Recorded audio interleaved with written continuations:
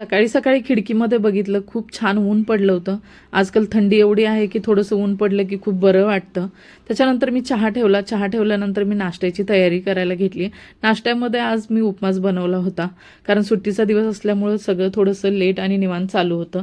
दुपारच्या जेवणामध्येही मी पुलावच बनवला होता. भाजी-पोळीची झंझट ठेवली नव्हती. पुलाव वगैरे खाऊन झाल्यानंतर थोडंसं आम्ही आराम करून संध्याकाळी आमच्या घराच्या जवळच एक डिझनी पार्क म्हणून लागलं होतं. तिथं आम्ही फिरायला गेलो होतो. तुम्ही बघू शकता बाहेर किती सुंदर सेटअप केला होता आणि इतक्या सुंदर सुंदर मूर्त्या होत्या. मोठे मोठे वास होते, सुंदर मूर्त्या होत्या. आणि त्याच्यानंतर आत एंट्री केल्यानंतर तुम्ही बघता इथं वेगवेगळ्या कंट्रीचे सेटअप लावले होते त्यांनी.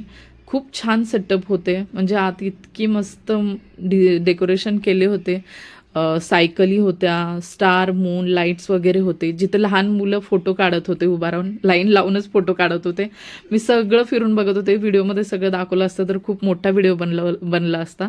त्याच्यामुळे थोडंच दाखवते. आणि इथं बघा आर्यननेही लाईनने उभा राहून फोटो काढले. स्टेशनरी वगैरे खूप दुकानं होते, कपड्यांचे वगैरे वेगवेगळे राजस्थानी शाल वगैरे भरपूर होते तिथं. आणि आम्ही बघा फोटो टी-शर्टवर काढून घेतला.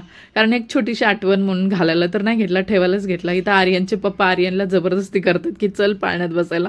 आर्यन पळत माझ्याकडे आला. त्याच्यानंतर खाण्याचे स्टॉलही होते.